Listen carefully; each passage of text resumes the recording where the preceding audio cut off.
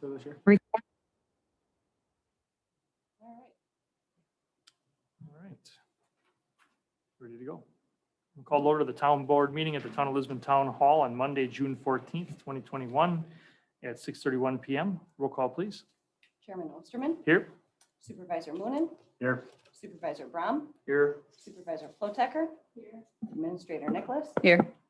Supervisor Beal is absent and excused, and we've got Inspector Olhaven and Engineer Lysis both on Zoom, and Clerk Capazzo is here to record the minutes. Excellent. Thank you. We'll stand for the Pledge of Allegiance in a moment of silence, please. I pledge allegiance to the flag of the United States of America and to the republic for which it stands, one nation, under God, indivisible, with liberty and justice for all.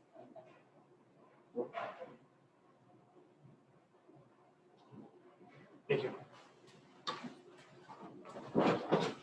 All right, item 3 is comments from citizens present. Does anyone have anything they'd wish to talk about tonight? Anyone on Zoom? If anyone would like to comment on Zoom, please use the raise hand button. No hands raised on Zoom. Thank you. All right, item 4 is the meeting minutes, discussion and necessary action regarding the approval of the May 24th, 2021 town board minutes. Any comments or questions, or is there a motion on the minutes? Make a motion to approve. Moved by Doug to approve. Is there a second? Second by Becky. Any discussion? All in favor, say aye. Opposed? Motion carries 4-0. Item 5 is accounts payable, authorizing the payment of bills in the amount of $242,407.54. Right, so our large expenses are advanced disposal service for $68,630.44. Burke Truck and Equipment, we received our 2 trucks. That's $83,085.90. Kunkel Engineering for $30,773.26. And Premier Building Inspections for $33,215.30. And then finally, Waukesha County is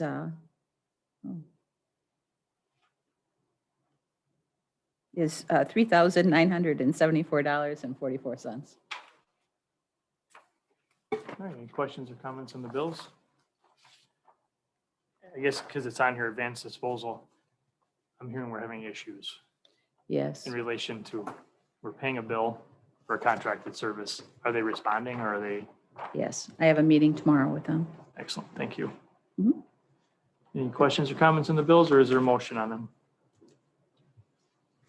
I'll make a motion that we approve the bills as presented. Moved by Becky to pay the bills. Is there a second? Second. Second by Mark. Any final discussion? All in favor, say aye. Opposed? Motion carries 4-0. Is there, we have the monthly report of ACH and auto pays. There's a motion to place those on file. Is there? So moved. Moved by Mark. Is there a second? Second. Second by Doug. Any discussion? All in favor? Aye. Opposed? Motion carries 4-0. Item 6 is announcements and correspondence. We had the Sanitary Sewer District Number 1 Commission meeting on Wednesday, the 16th at 6:30 at the Town Hall. The Lisbon Community Festival is this Saturday from 11 a.m. to 4 p.m. at Community Park. And the Parks Committee meeting will be Monday, the 21st at the Richard Young Fire Station. Our next town board meeting will be on the 28th at the Town Hall here at 6:30. And the Plan Commission meeting will be July 1st at 6:30 at the Richard Young Fire Station. Are there any other announcements or correspondence to note? All right, item 7, Administrator Report. The American Rescue Plan Act is moving forward. I signed up as the authorized representative in the Treasury Department for the grant. We have filed all the paperwork to the state as required. Wisconsin, our town of Lisbon is expected to receive $1,112,323 $12.73. Will be sent by the end of June, our half of that, and then the other half in June of 2022. We have until December 31st of 2024 to obligate the funds and December 2026 to complete those projects. The use of the funds can be used for public health expenditures, address negative impact, economic impacts, replace lost public sector revenue, provide premium pay for essential workers, and invest in water, sewer, and broadband infrastructure. Those are the categories that we can use. We sold the fire truck for $5,575. We've hired the parks full-time person, which is going to start June 21st, thank goodness. And then the newsletter is up on the website and all of our social media sites. It's also been put out in the mail for those that have requested it. The fire department's LOSAP fund, we spoke about that in the past. We were waiting for some people to cash checks. Last check will be cashed tomorrow, and the program would close soon, and then the town will receive a check for $19,000. The chairman and I met with Sussex to start drawing up the LQD, and we'll see a resolution from the attorney at our next town board meeting. We're going to be working with Waste Management to iron out their issues and difficulties in service. I've spoken with headquarters and our district coordinator, and I have a meeting set for tomorrow. Our door opener out in the front here is broken, the second one coming in. So we've ordered a replacement as it's our ADA compliance. And then just a note that I'm starting my vacation on Wednesday and I'll be returning Tuesday. That's my report. Any questions for Kathy? Do we have a timeline on when we're going to hear on where the funds are going to go to for that grant you were talking about? We will discuss, the board will make the decision on where the funds can be, would like to use those funds. So once we receive them, I'll bring it to the board and for discussion. I have some ideas on where those possible places would be, but it's up to the board to make that decision. Do you know when that's going to be? At the next board meeting. Okay. We'll start talking about it. We don't have to promise and, put anything together until 2024. We have to get into any kind of agreements, contracts and such, but we don't have to finish the projects in 2026. So I have a few possibilities for discussion and I'll bring those forward on the 28th. Okay, thank you. Any other questions for Kathy? Thank you. I would just like to say that the trash pickup was only an hour later than normal today. Very good. Very good. All right. Thank you, Kathy. Thank you. Supervisor reports. Does anyone have anything to report? All right.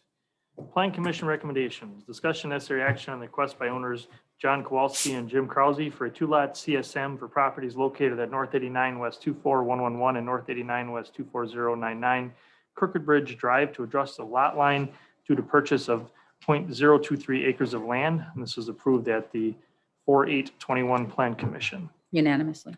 unanimously. Any questions or comments? We do have Mitch on the line if there's any questions. And this is to get access to North Road off of that one lot. That's correct. He'd like to be able to place a accessory building in the back of his property and be able to access it. And I read a comment in here somewhere that they were looking for some comments from the DPW director about adding another driveway. And he has And he responded. He don't care. No. Yeah, Joe has been out to the property. Okay. Any other questions? I'll make the motion to approve the two-lot CSM for the properties located at North 91 West 24111 and North 91 West 24099 Crooked Bridge Drive to adjust the lot line due to purchase of 0.023 acres of land. Is there a second? Second. Mark. Any final discussion? All in favor, say aye. Aye. Opposed? Motion carries 4-0. Item 10, new business. A, discussion and necessary action regarding request by Joanne Leifite on behalf of owner Michael Stefanowski for an extension to remove items stored in violation of Town Code Chapter 5, subsection 502, parent A, parent 1, parent 2, and comply with code violation and repair orders issued on 5/19/21 for the property located at West 224 North 7690 Wooded Hills Drive, tax key LSBT 0193.085. So there have been some ongoing issues with this property.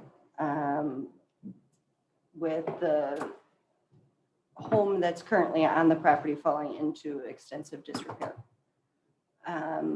There was a recent complaint, and it was referred to Inspector Olhafen to go and do an inspection. He did find that it was in violation of portions of town code, and he did send a notice to comply to the two brothers who own the property. And both brothers received the letter. Michael Stefanski is 3/4 owner, and his brother Peter is 1/4 owner. Peter's whereabouts, as far as the family is concerned, are unknown. Michael is currently in Tremolo County Healthcare, and he has a court-appointed guardian of his estate, who is making all financial decisions for him.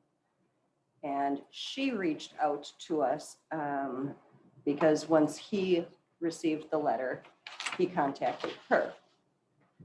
She has been able to get someone to come out and start taking care of the lawn. Unfortunately, there is no money in the estate, and there won't be until the property is sold. There are multiple family members who are interested in purchasing the house to bring it into compliance. However, Michael is fighting being under a guardianship. So everything is going to be working its way through the courts, and his attorney, Joanne, has asked for an extension. It was like an indefinite extension, though. Her request was for as long as the board is willing to give.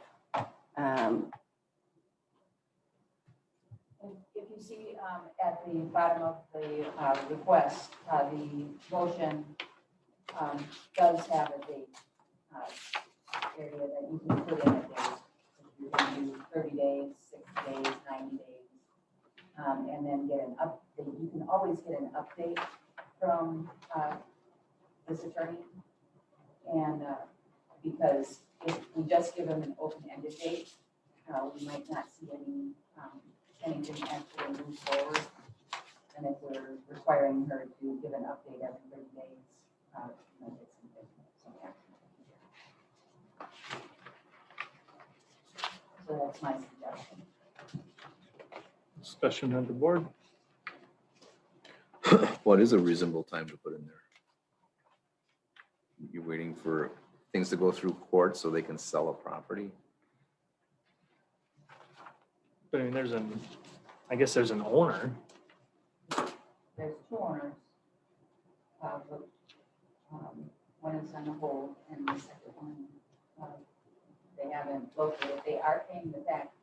The second one is paying the taxes in very small units, $15.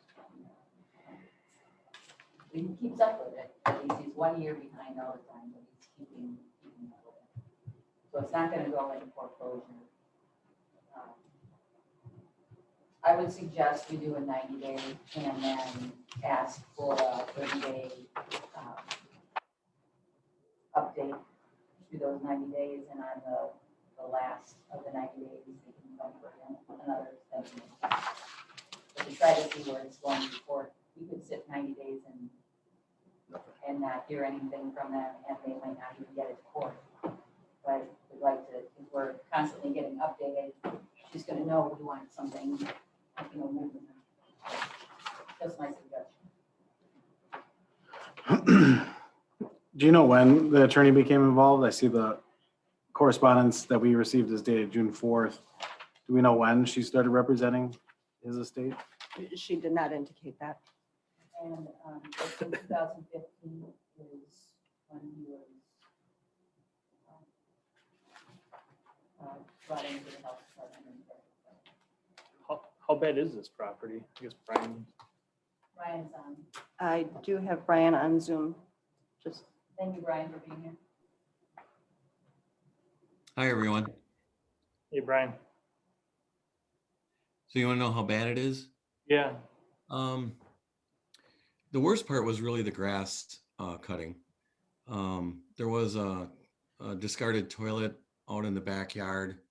There was some mouse traps, I think where they capture them alive around the property. It's very overgrown. There was holes in the gable ends that looked as if a woodpecker had punched a hole in it. The paint is peeling. There was a door on the garage service door that appeared to be pretty much rotted, where you could just pretty much push it in. To me, the biggest eyesore was the peeling paint and the grass not being cut. he's getting but the yeah. grass now, right? So I mean, so like if we said, make sure to maintain the yard at least, and then hopefully you move on the house sooner than later, but definitely within 90 days, that'd be reasonable. I just don't want to give them 90 days and also they don't cut the grass for 90 days. Oh, yes. Is it my understanding that there's nobody living in the house? So is that garage door and some of that some security issues for the house or vandalism? I don't know. I don't know. The door, the service door is rotted, but it's not rotted through. I don't think it would take much to get in, but I didn't see any evidence of any vandalism. As a matter of fact, it's very difficult to get to any of the doors except for the front door because it's so overgrown. The gas and the electric are still on when I was there. Becky, your thoughts? I remember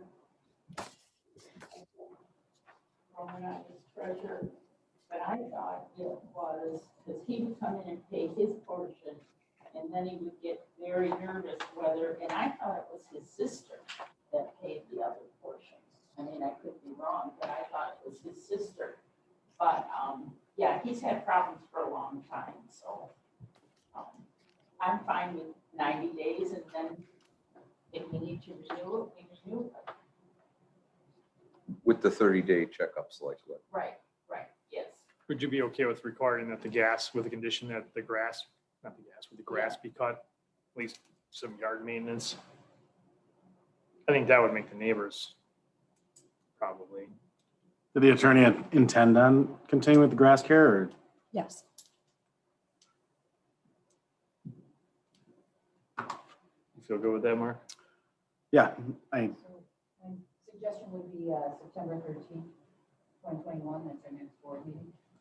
So we can have an answer by then. what's that, September 13th? September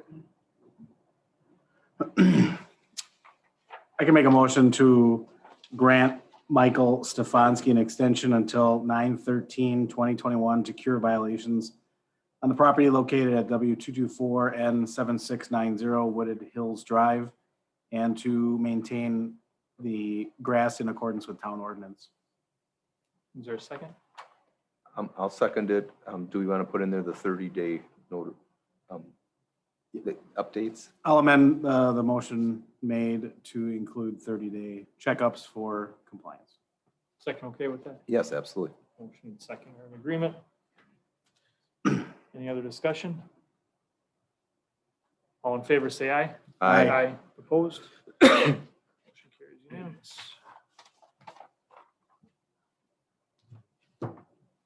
Item B, discussion and necessary action regarding resolution 2021-11 for the sale of the property located at West 223 North 6351 Richard Road, tax key LSBT 0241.999.003. So,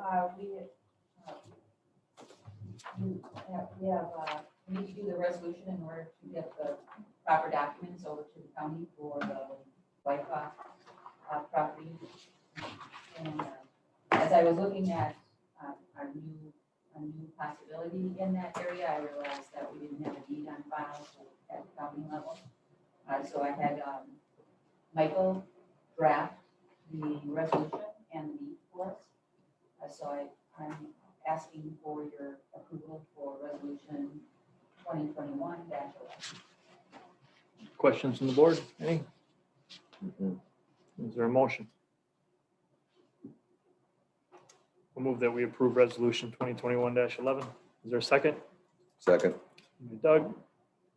Any discussion? All in favor? Aye. Opposed? Motion carries 4-0. Item C, discussion and necessary action regarding renewal of alcohol licenses for the 2022 license year. Pretty basic. No surprises, clean background checks on all of the agents and applicable officers. Everyone had turned their paperwork in before the deadline. We didn't have to chase anybody down. All of the applications were published on the 9th and are ready for your approval, should you choose to do so. Any questions? Is there a motion on this item? I'll make a motion to approve the liquor licenses as presented. Is there a second? Second. Seconded by Becky. Any final discussion? All in favor, say aye. Aye. Opposed? Motion carries 4-0. Item D, discussion and necessary action regarding appointment of William Swift as the second alternate for Board of Review for remainder of the 2-year term ending on 4/30/2023. So I asked for this. There's a spot open on that. Bill has been asking me for, I want to say, 11 years.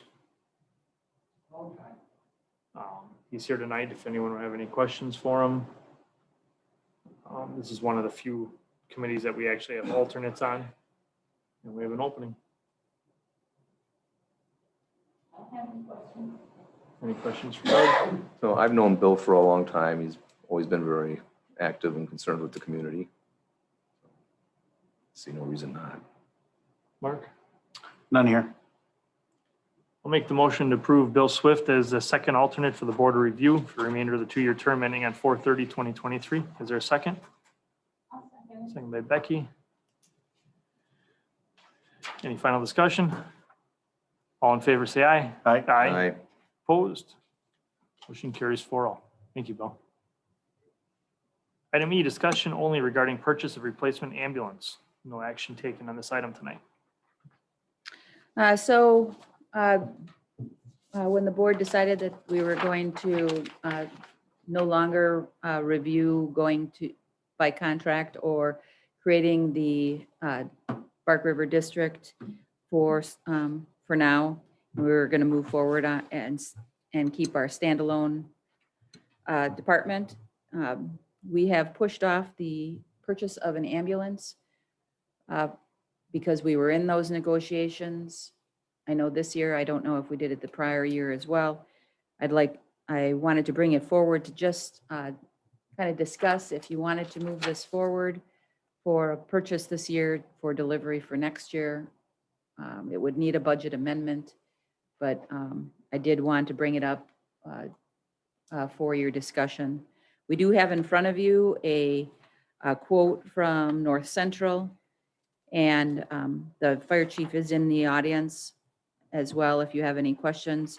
I did receive another quote for the chassis. I did talk to North Central about to see if he was receiving the chassis from our state, from Ewald, which is the state contracted dealer. And he was not, but he was open to us taking a look and seeing if we could purchase one somewhere else and bring it down, as long as the chassis specifications were exactly the same. I did get a quote on that, and then also the Ford does not come with a diesel option to it. So gas is the only option in this case. So just trying to find my offer, might be on my desk, but so the offer was 34,000, about 34,000, but that was like their base, there was just above their baseline. It's not dollar for dollar at this point, or the exact same chassis, because I haven't sent that to North Central to see what their specs were for, because right now it was just for discussion purposes.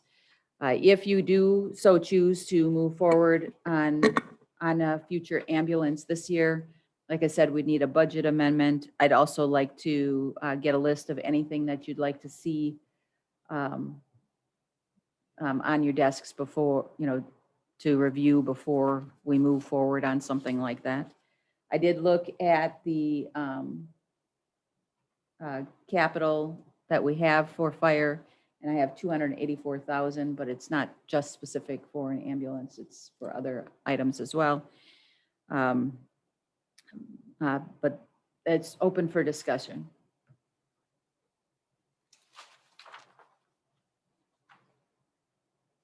Anyone interested? There is particulars to this that makes it a little complicated as far as what we want to get. Talking a lot with Michelle and with Joe, and he does not want a gas engine. Not Okay. a gas engine fan. Mhm. Well, I'm not a V10 gas engine fan by Okay. any means, but I don't know that we're gonna have Doug and I were talking. So you actually have to today. go to the F series, different chassis style, and Michelle, you got the pricing from from Fred on what that would be. Rough pricing, yes. You wanna- Come on up here, Michelle. Yes, I have some rough pricing, not actual quotes, but we Right. kind of discussed it. Okay, And Andrew's been helping doing with some of the research too. He reached out and they're V8s now for gasoline instead of V10s. Okay, So we did that's some much research better. from those that have been getting some gasoline engines as well. So basically the quote that is in front of you for the type 3 van chassis, gasoline chassis, with the striker load option brings it just under like 160. With talking with Fred, we could technically take our box and remount it, but there's multiple reasons why you wouldn't want to do that and remount it on a type 1 ambulance. We lose cabinet space. It brings up your center of gravity higher. That's just a couple of the reasons why. And you're going to be looking at an extra 50,000 on top of that just for remounting onto a type 1 compared to a type 3. So basically, he said if you wanted to go forward with type 1 diesel series, you're looking at about 250,000 for a brand new ambulance diesel chassis, type 1. Would they be willing to do any, so the box on our current ambulance is remountable box. If there's anyone looking for a type 3 ambulance at all, I don't know if there's any negotiating power we have in that. I mean, unless Good question. everybody's We can fine look with it. into it. I don't know if Good everyone's question. fine with a gas engine. I just, the V10 I was against, big time. That's just a horrible engine. are the people that are using the V8s, are they having trouble with them? They would, Come on you up. can come up and talk. So Richfield has a V10. Right. Richfield has a V10, Yes. yeah, and the motor lasted 5 years before it blew. The problem with the V10s is the torque ratio, and they like to run on a high RPM. And they have a lot of transmission issues and things like that. I talked to another company that's based out of Minnesota. They're a private ambulance service that runs 911 as well, so they experience long idle times in very similar conditions that we would. They run all type 3 van chassis, and they're expecting to receive their first one coming up. It's actually at North Central right now being remounted, and it's a pushrod style V8 that Ford just came out with. So that's gonna be much lower end torque ratios. You're not gonna beat up your transmission as bad. So it'll be a much better suited engine for the rough and tough ambulance and bolts that it's gonna be carrying. And they haven't experienced many issues with the V10s, but I would be interested to see how the V8s do for them. But the people that I have talked to in the past are replacing all Type 3s with Type 1s, so it's tough to say as to where it comes. Yeah. So there's no history on these new V8s. Not yet, no, they're expecting their first one that's at North Central right now, being remounted. Is that Type 1 a four-wheel drive? The pushrod style V8 is a Type 3 van chassis. No, if we were to go to the Type 1, though, are those four-wheel drive? or- Yes, it's a pickup truck, it's a pickup truck It's chassis. full yes, on. yes. Yep. Yeah, they're F550s or 450s, but 550s is what they're buying. And they're four-wheel drive and they have a liquid rear end, right? with the- Most of them, you can get the optional liquid here, most people are getting liquid though. But it's another 100,000 more. Yeah. So the decision, it sounds like, is gas or diesel. If we go diesel, we need to go to a Type 1. And it may cost, we'll have to get a new box and go the whole route, like a brand new, no replacement.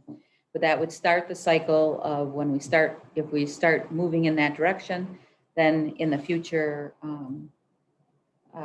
we would be able to do the replacements in the future again. You can do the Yes. remounts again. Yep. Right. Yeah, Type 1s aren't going anywhere. They'll be, Right. that pickup chassis. Correct. will That's be- kind of what I thought about the Type 3 12 years The- ago.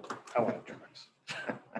Well, This and company I talked to, they've replaced, they've remounted up to 6 times. Their life cycle of an ambulance is 5 years, but they run until 250, 300,000 miles in that 5-year period.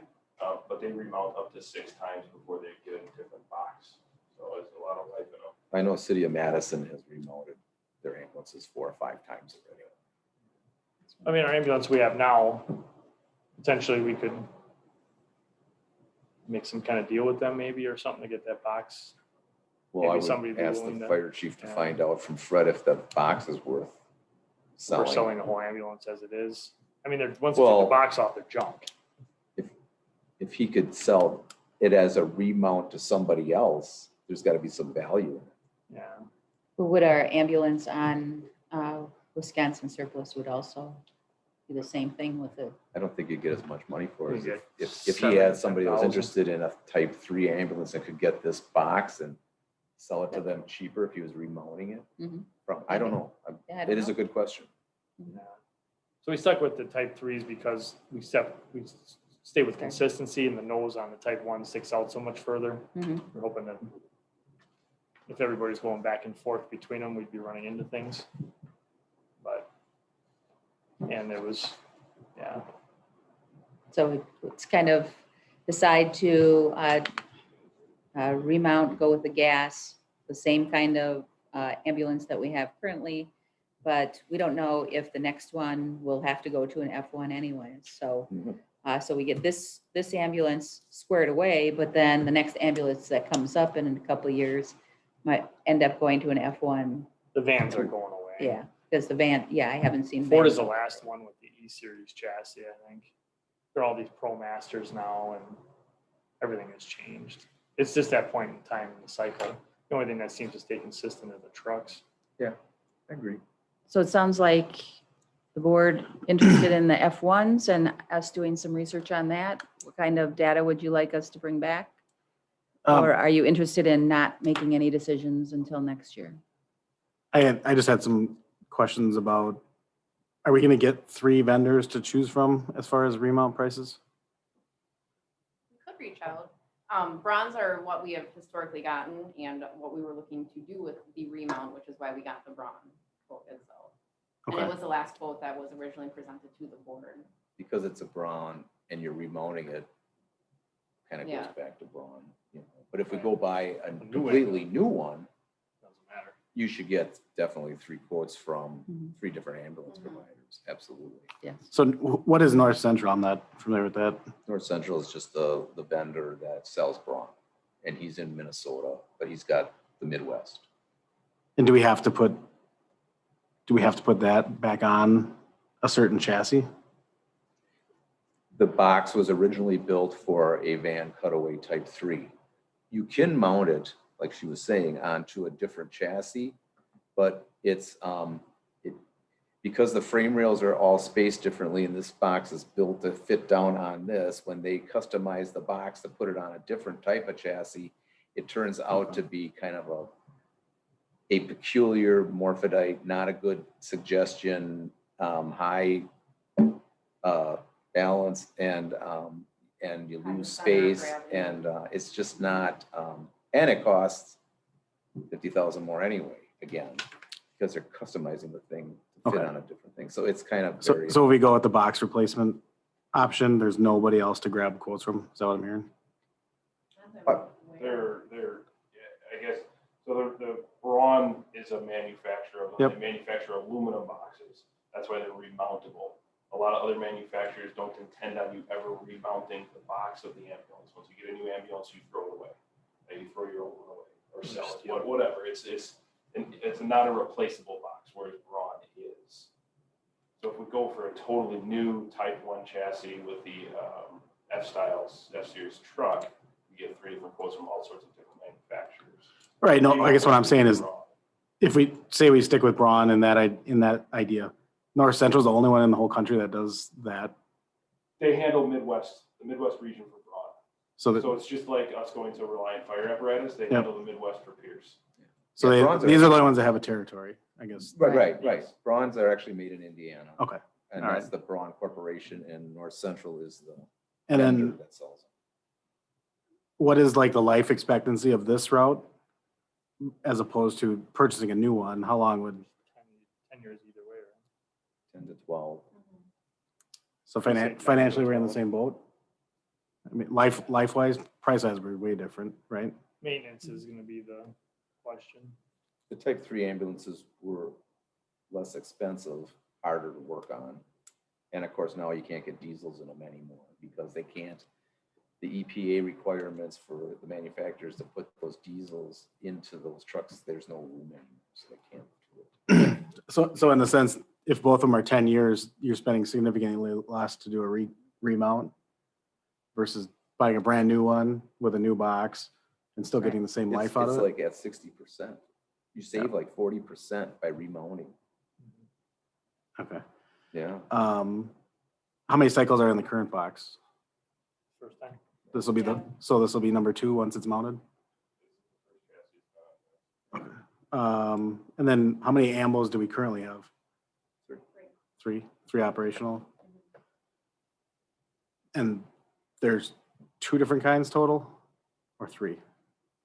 They're all the same. All the same? Well, there's 2 Fords and a Chevy, Yeah. Well, Right. yeah. but they're all the But they're same all Type 3 chassis Type 3, type, yeah. Yeah. I guess I'm just thinking about if we go to a 1, now we're 2 3s and a 1. So I guess we have to understand if we're moving to Type 1, If we, whatever we do here, if we stick with 3, we could make another decision later to change, but if we go to 1, we shouldn't get another 3 after. exactly, yep. What if in 4 years they come out with a diesel again in a Type 3? Won't be my decision to make. Good answer. And then what's the operational plan for having 3 versus 2? Ones that we just reinvested in 2 ambulances and kept those going, is that feasible or not? I guess what I'm getting at is instead of having 3, 1 brand new one and 2 older ones, or I guess one's older than the other, right? If I remember. They're all on a cycle. Right, because we're gonna end up 2 of replacing, them are very close to each other. yeah, because we're gonna end up replacing 2 within 3 years, if I remember. This is a correctly. 2008, what's This the is next? 2008, 51 is 2009. That was a 10. I looked. Only It 1 was year. built in 12 of 12 of 09, so December of 09. That's when the chassis was made. Mhm. Yeah, so we got it in 10, I think. Mhm. It was a leftover. They're very close, you're right. Yeah, so I guess just remembering from our previous budgets, these are gonna be pretty close. This one's intended for 2022 for the budget, Yeah. because I well, think there's one in 2023. if Yeah, remember I think this correctly. was supposed to be in 2021 and we pushed it because we were in the middle of, We had 2 years apart when we got them. okay. It was a leftover chassis is what we got. We It was did. the last one sh- they had. The Chevy was, they hung on to it for 9 months or something because they knew. And it wasn't the Ford was too, wasn't it? That van? Because that was the last 6-liter, I thought. So, I guess don't know. the point of my thing years is ago. I think we should make a decision that affects the second one that we're gonna replace too, with keeping that in mind. Are we looking that far out, or, I mean, We should. I guess they're gonna hit one after another, and, I mean, I think they should all be the same, probably. So So- then budgeting you're thinking, purposes. maybe the gas engine is still maybe the way to go because you save $100,000 and then in 2 years, you're not back Yeah. up to that 250. I mean, are we gonna, I guess one thing is if we stick with gas, they're gonna be closer together on replacement, is that what I'm hearing? Usually, because the gases aren't lasting as long?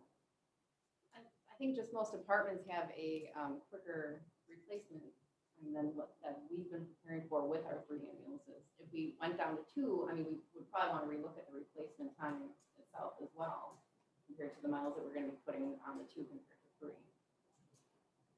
3. We tend, if you look historically at us, I mean, we'd be renting an ambulance pretty regularly. If we rent 2, because we've already had to do it with 3. Yeah. I mean, 'Cause if you I guess how smash often, one in yeah, 2, how often if we did go down to a 2 model, I guess it'd be a cost factor of, is it cheaper just to rent one in the interim while the other one's getting fixed so that we have 2 operational? Or should we go to 3? Is that cost cheaper than outweighing how often we would have to rent one? I think it would have to depend on, so when we were able to get a rental, is when the ambulance or the unit had to go back to a dealer, then they'd have a loaner for you. Mhm. If it's just going into like Gordy Boucher for engine work, there won't be a loaner. And I don't know if there's other places you can rent them. We used to get other fire departments borrow them to us, and we borrowed ours to them Right. too. So there's some of that you can negotiate a little bit. But I know there's an awful lot of times that all 3 of those ambulances are in use. And, you know, it used to be, you go to a car accident, you could put 2 or 3 patients in the back, and now, you know, that's not, it's 1 patient per ambulance. if we're going to continue doing it facilities, I definitely think we need to have 3. Yes, definitely.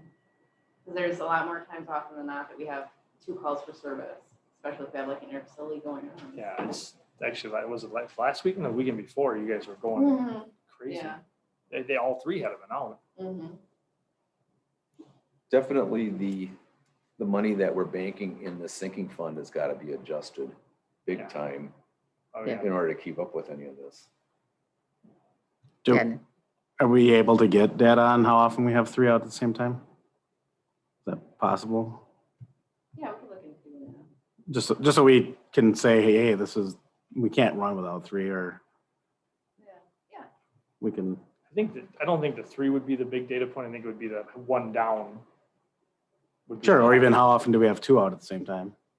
No, that's pretty often. No, I mean, 1 ambulance out of service. I Oh. mean, Right, which would leave us with 2. Yeah. How often do we have 2? I think that would be a bigger data set than the 3 out probably. Well, and we did have a lot more mechanical failures with those 6-liter Fords they were causing issues. And that's a fact. So what's the diesel engine we get in the F-Series? 6.7. Can we go to It's a- Chevy? It's a 6.7? Yeah, and a pickup chassis, you can go to Chevy, Dodge, any of them.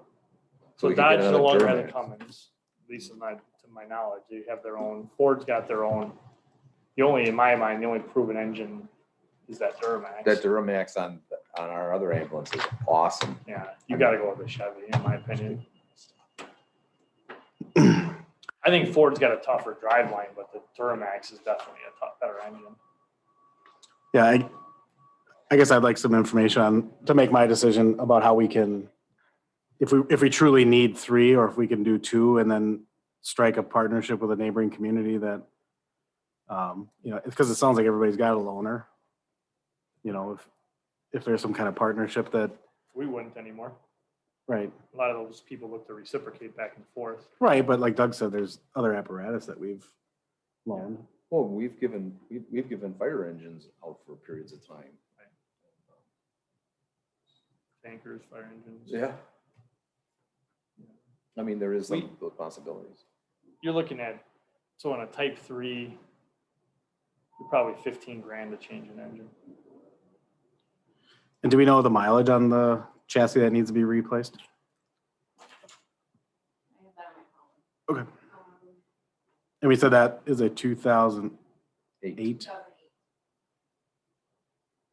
That one currently is at 134,000. You know what the hours 841. is? Hmm? You know what the hours are? That would actually be, I didn't grab mileage that, is sorry. important too, but the Yeah. hours They is sit at probably night the a lot. biggest thing.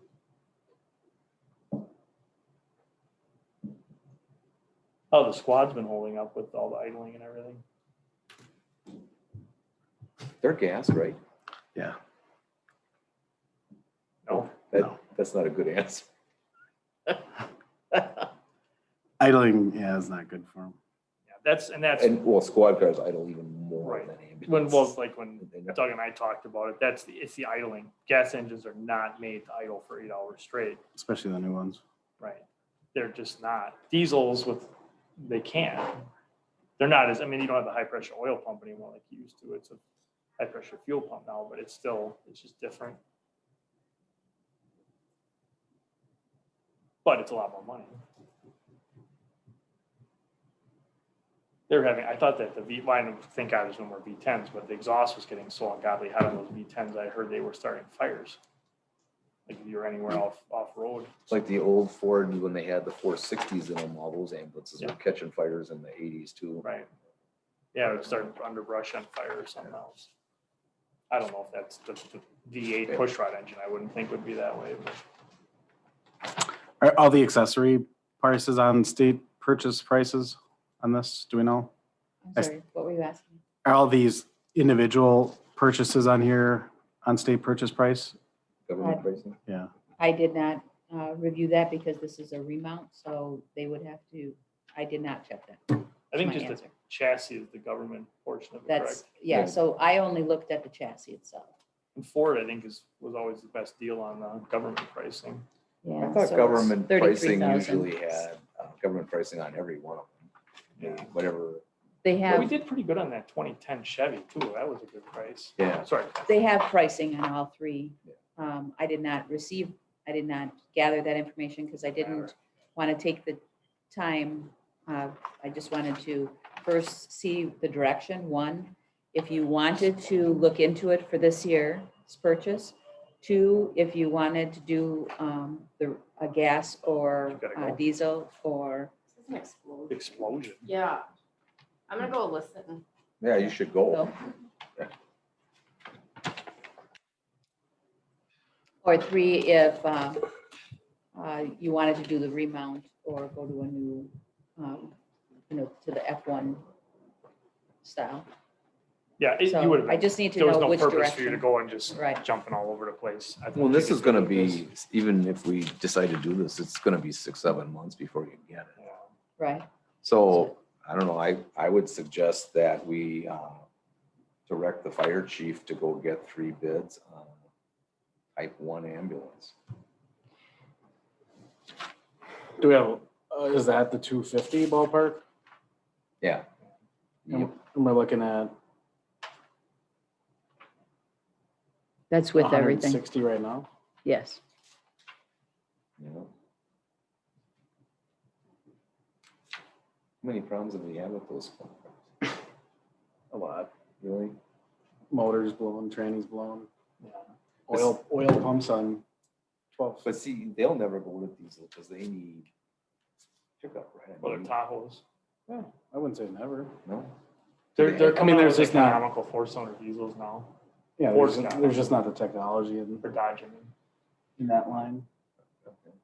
Okay, so I have down that we'd like our chief to find out, to get 3 bids for the F1 diesel.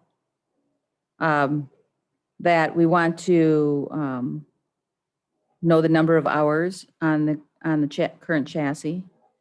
That we'd like the data, how often all 3 of the units are out, as well as how often are we down to only 2 units?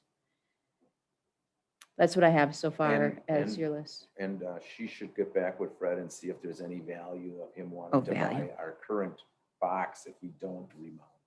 It's Fred from North Central. Yeah, I'm sorry, yeah. We have them complete the ambulance and then sell it to somebody who has a new ambulance.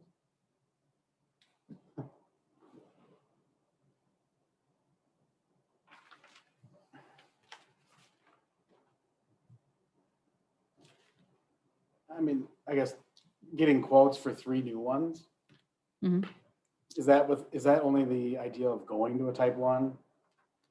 That's, well, I was hearing you wanted to go with a diesel, so I was going to, Yeah. you don't have a choice of going to a diesel if you don't go to an F1. You will not Okay. spend $100,000 in engine maintenance. I can guarantee that. But Right, because, reliability will definitely be there with the diesel. yeah, because And we're talking like 480 for 3 cab replacement or 3, what do they call them, cab overs? What are we doing now? Reeboks. Reeboks, Reeboks. No, remounts, yeah. 480,000 for 3 of those to be done again Versus 7. versus the 250 or 250. so 750. But are we going to be spending? Well, you don't, in 2 years, you probably have a van chassis in 2 years, but I don't know if you're gonna have 6. Yeah, because we'd have to spend 380,000 on maintenance over. These 6 liters were no gem on maintenance, I'll tell you that. No. But once you fix them once, they're usually good, but No, I think we've done that. You know, I mean, yeah, we they're could. bulletproof now. What? They should be bulletproof now. We could just rebox, Just keep. just keep these. Just keep them forever. Well, that's what, I guess, that's what I'm getting at. We got to make up 380,000 to get a new diesel for our whole fleet. so, I mean, is it worth having to continually maintain these and we're still not even going to make up 380,000? So the- Or are we going to make up Well, here's the 380,000 thing, pretty the quick? E-Series chassis is going to go back. They're going to these, like the Dodge ProMaster ones. I mean, you might, in 2 years, we can probably get an E, but in 6 years, I'll bet you they're gone. These boxes and the frame rails are different on the ProMasters and such. That's a Dodge chassis, but I mean, it's Ford Transit versus the Dodge ProMaster. I don't even know what Chevy's got. So you tell me the next time a board makes this sweeping decision, they're going to be moving to all brand new units? 2 years, Again, maybe not Like 6 to years. these Yeah. expresses. Well, yeah, I mean, because if we think this is going to last us 10 years, Yeah, I think in 2 years, if the next ambulance, I think whatever we do here, we'll be able to do again. But the one after that, I don't think you're gonna be able to.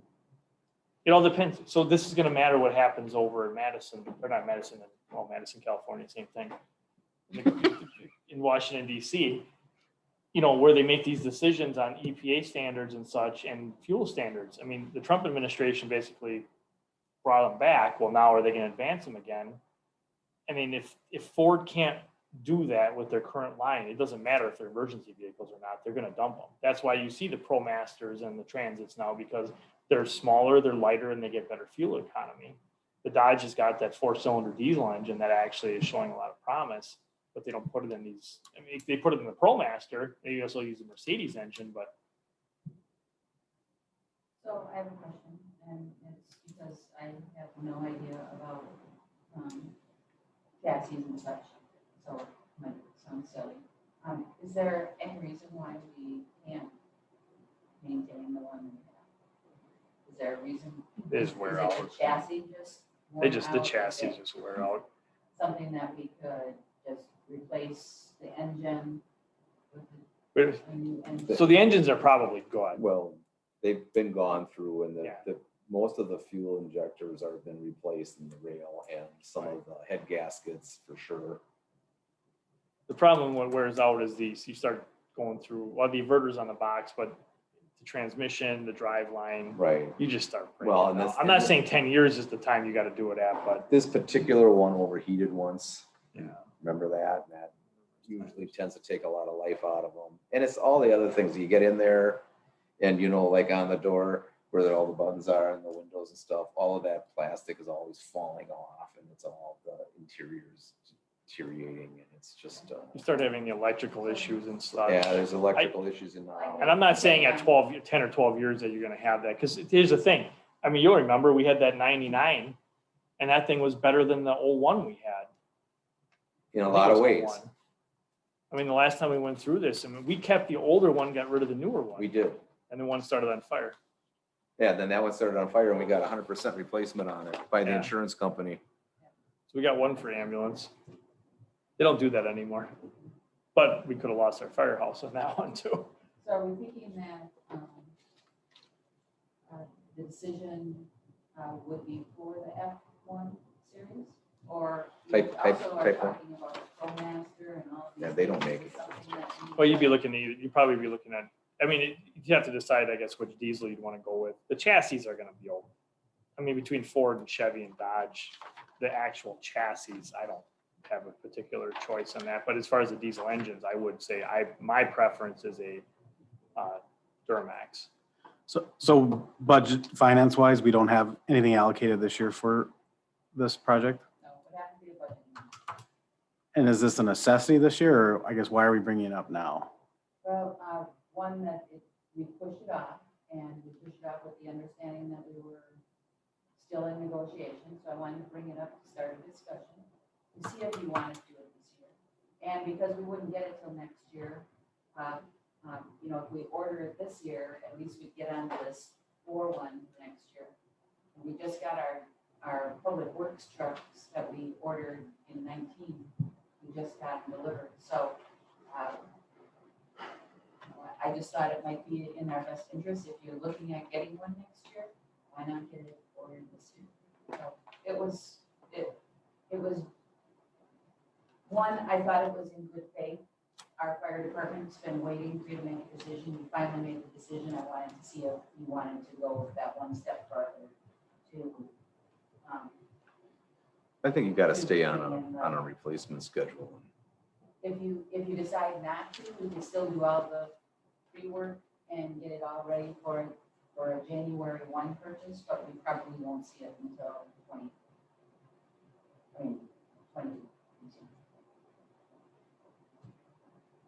I'm sorry, 23. It is 21. So this was already scheduled for last year replacement? Yeah, we pushed it again this year. Did we roll over the funds? But you said there's only 280,000 in the sinking fund. 284 is what, you know, 284,000 is in the sinking fund. And that only covers ambulance replacement? and we No, did not- engines. Yeah, and we did not put in, that doesn't include the 135 for this year. Oh, it doesn't. So the thing is the reason there isn't more money in there is because we bought a fire engine and took quite a bit out of there when we did that.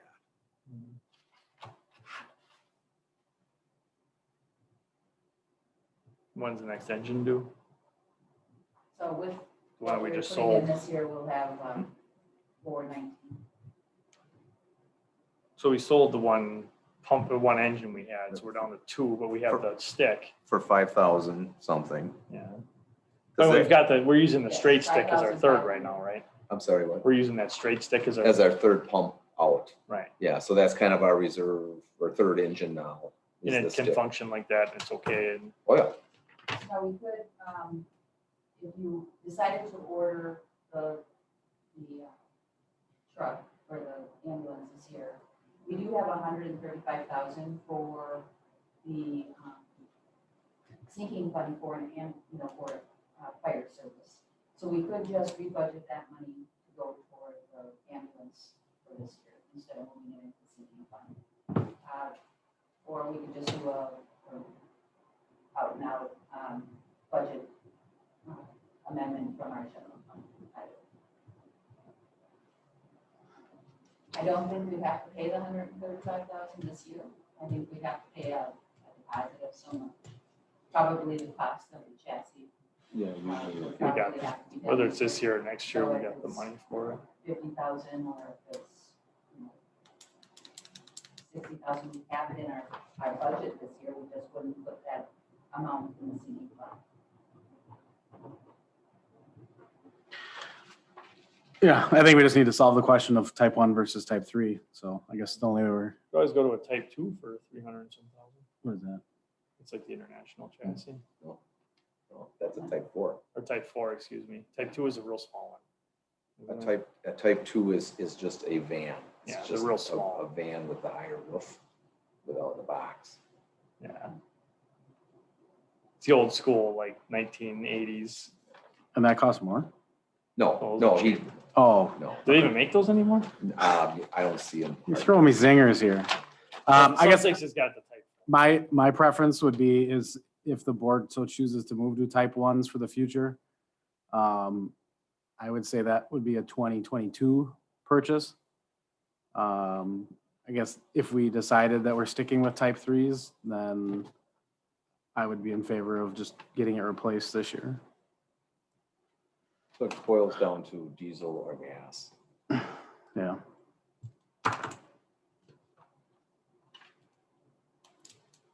We're not, like I said, we're not gonna spend $100,000 in maintenance on that, even if we have to replace the engine, you're not, On the type 1. but it's just a matter of what happens if you're on a call and you blow an engine. I mean, I don't think that, I'm not just saying that, but I mean, you're gonna see more maintenance issues With the gas. with it. So when things break in a diesel, it's more expensive to fix, but you It's less hopefully have often. less things that break.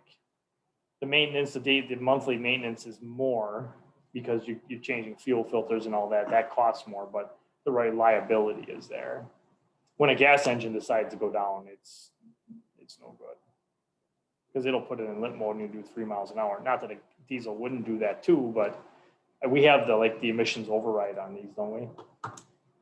For I mean, that, the ones we have now don't have it, but the Chevy does. doesn't the it? Chevy has it, yeah. It's got an emissions, but you can override. It's an it once. emergency vehicle, yeah, so if it decides it's gonna regenerate, you push the button and it decides to do it later. Yeah. So we're okay on that. So I have a question, if you went to the F1, would you be able to extend the life?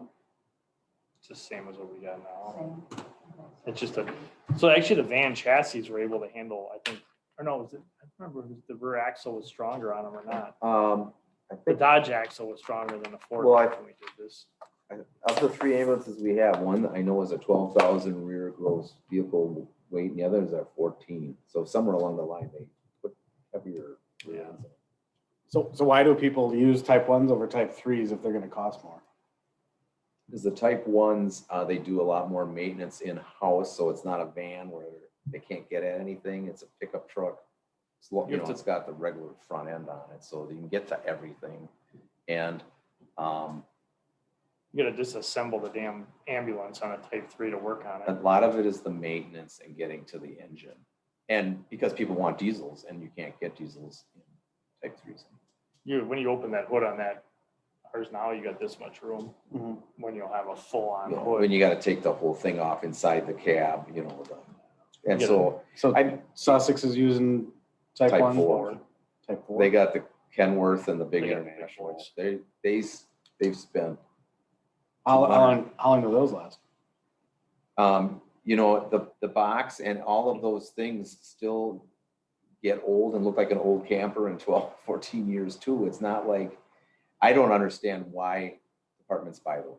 They're a lot of It was money. 14 years, I thought we had talked about back, we could extend Yeah. it to. Those are a lot of money, But the maintenance on those, like brakes. a big time. sometimes. And they have had It's air that Kenworth brakes. in a lot. So did Pewaukee because they buy them too. So we're on 15 on this, These were 10. but I think. this you- was I like think- 2008. Yeah, we didn't do it when we were supposed to. We never do. No, But that's what I'm saying. We got but you 15 out might of be this able to one. get 15. Well, if you go to an F chassis, And I think so if you have 3 ambulances, you're gonna go longer than you have 2. But that's one thing is looking at, a comparison. So if you're having all 3, it's like your squad cars, when you have 3 shifts compared to 2, you have a 3-year car and a 5-year car. I think you're looking at the same thing with the ambulances. Yeah. You'd have to look at the cost benefit. It would be of that. nice to get these 2 that are close together a little further apart. Well, we're doing If that there's a now. way of doing that, I mean, Well, one of these has kind of been, and the other one's been a little better. in certain things, this ambulance is worse, and in certain things, that ambulance is worse. It's funny, they don't. There's more electrical problems, I think, on the other one right But that's on the box. now. No, Yeah, it's on the box because it keeps throwing the breaker out. Yeah, the inverters keep junking out. So you need more direction from us? Have we Nope. thoroughly confused you yet? Nope, I know what to bring back and see which direction you want to go in. If we get quotes, at least of the ones, at least we'd have something to bring back. And not just stay with Braun. We'll get them of all, and then you guys can discuss if going with Braun is in our best interest because of the replacement situation. The Braun ambulance box is a integrated solid state box, you know, where they have the panels that make the box are all, they form them and weld them together. So it's a solid aluminum box where all the other ambulance manufacturers build it like a house where they, you know, they have a structure with tube steel and then they have sheeting on the inside and on the outside and build it that way. So this is a solid unibody type of aluminum box, which tend to last a lot longer. They're a little lighter and this remount works better for them. So that was the premise of it. Yeah, And but they my, actually were cheaper when we were buying them. right, and my thoughts are, I don't know if it's going to be cheaper now or not. And if we put something in front of the board with all the possibilities, then you can make a decision on, Yeah. I don't know, Braun might still be less expensive and we can remount, and then it's definitely They definitely a have good decision, unique, but if it's construction more, type. Their construction type is one of a kind. The other ambulance manufacturers. okay, All right. thank you.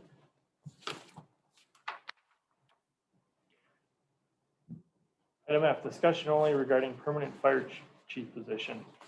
Do we want Michelle to come back? I just told her we were finishing up on the ambulance, but do you need her here for this one? I don't know if we knew, I don't know if we do at this point. So the discussion is, I brought it forward for discussion only. Again, because you made the decision to stay with the fire department. If we want to move from a interim fire chief and ask the fire commission to start the process of filling the fire chief position.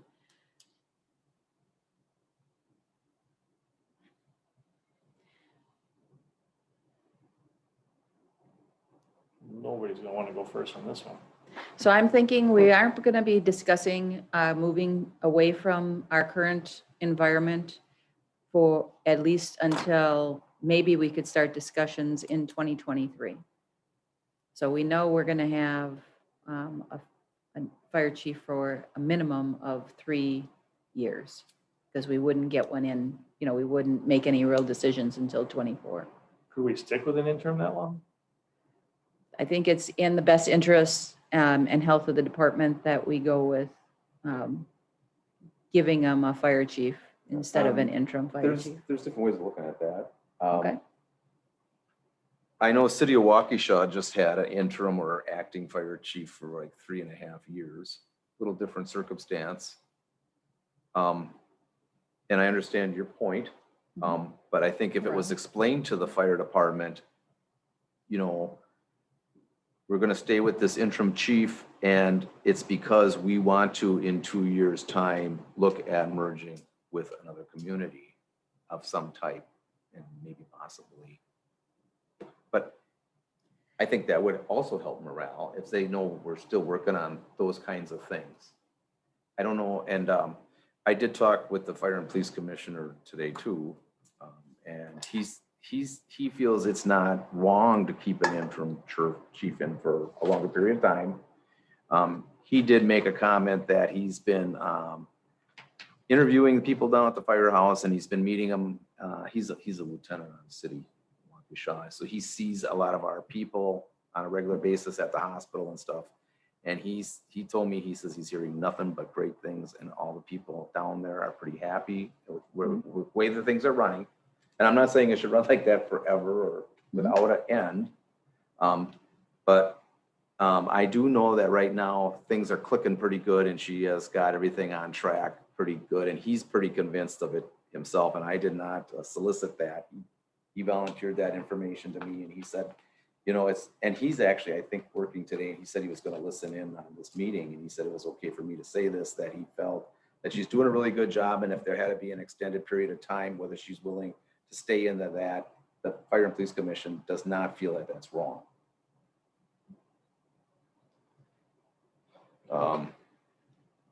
But again, you know, it's this board that defines the positions and finances them and gets the budget ready, and then they do the hiring and the process.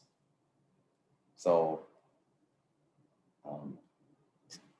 So I really don't have a solid, I want you to go in this direction. I wanted to bring it up so you can talk about it and see if that's something you want to visit. I was concerned more of morale. We've heard about morale being low due to the fact that the board wasn't making the decision. Now you made the decision, and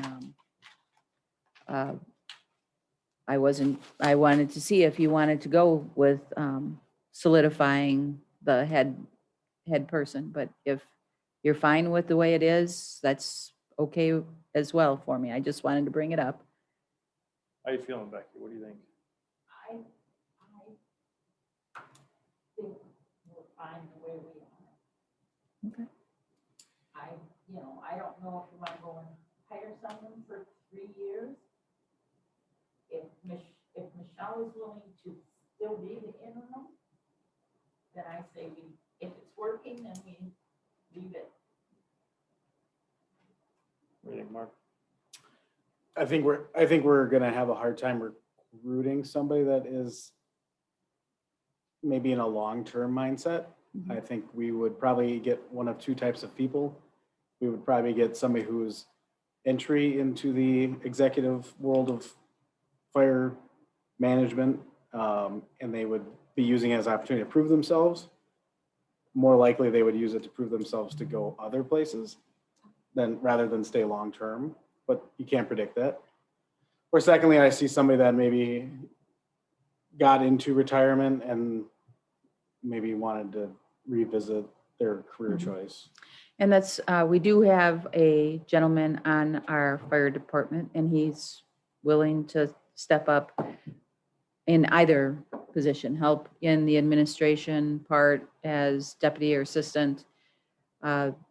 He was a battalion he was chief a battalion chief in Chicago. He's been on, in charge of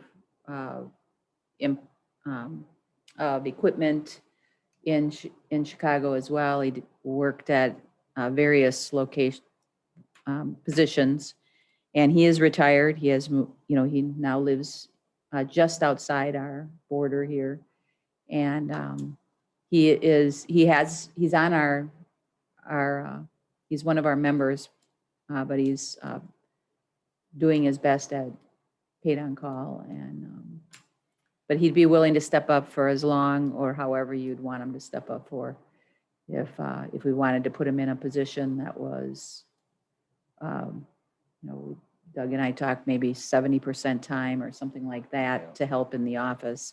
That would be He does not have his paramedics certificate. He's willing to go. See, he was a paramedic in Illinois, and now he's not. He said he'd be willing to go back and get at least his EMT basic license and get it in Wisconsin to operate as at least that. But he was a paramedic. He was a captain for a long time, running on their busiest truck company. He's very experienced. He is. He has a lot of education. I know I gave you his Dynamic, resume. yeah. It's very dynamic. Yeah, he runs on all the calls now. I mean, he runs all day long with them. Shows up.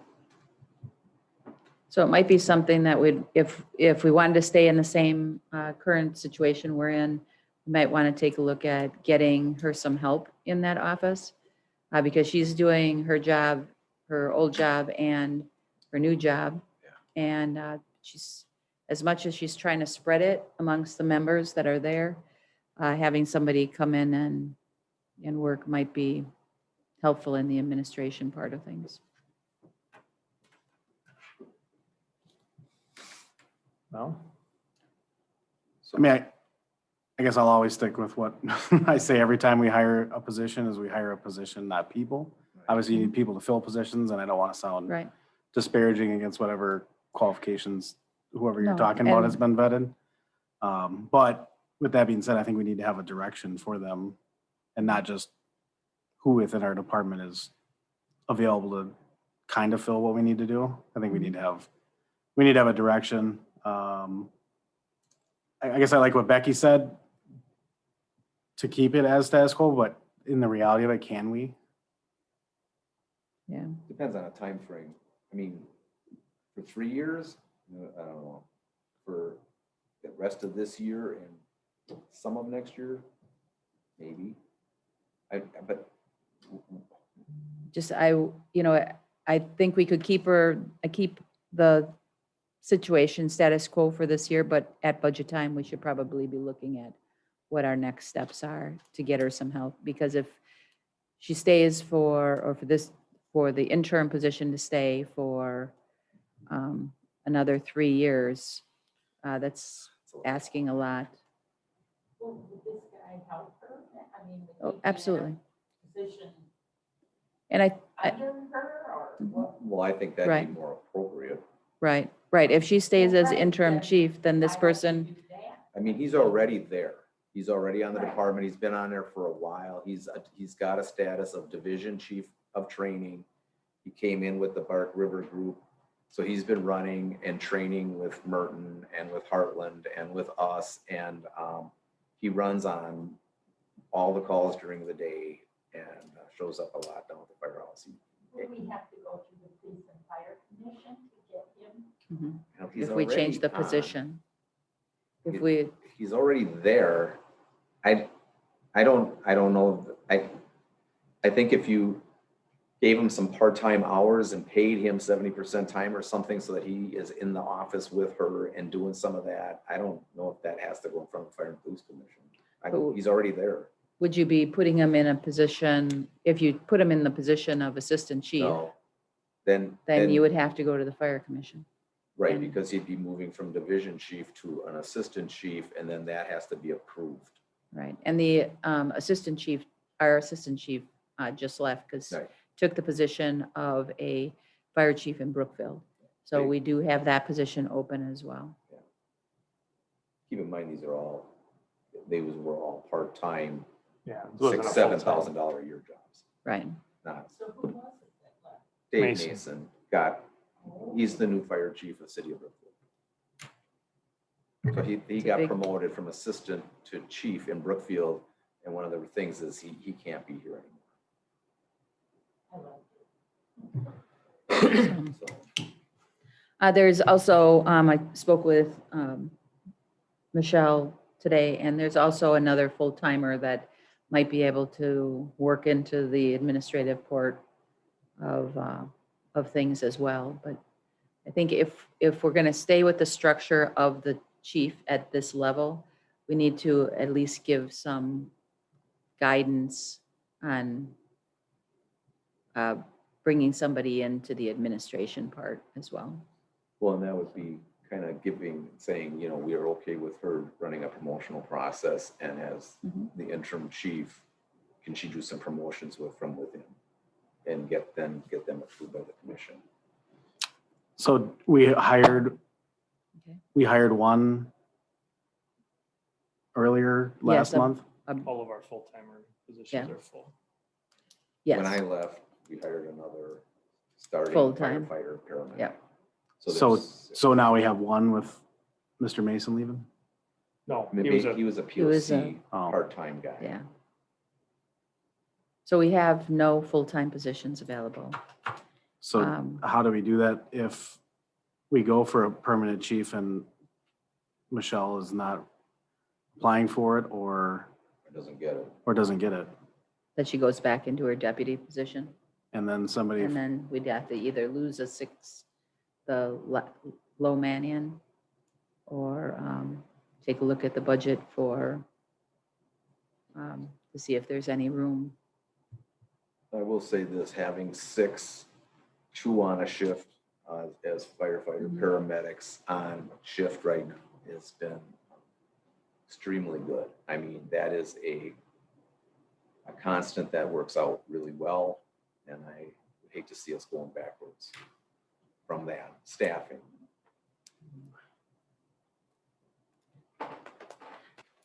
We just keep Michelle as an interim and get her some help. That's, And that's kind of what we're talking about with this Right. other guy, or get her some part-time help, or get her some, Do we have that? that's, Do we have that's the question. that's kind of why I've gotten these things. I'm gonna try to restructure some of this and see if we can get her some part-time help with the budget.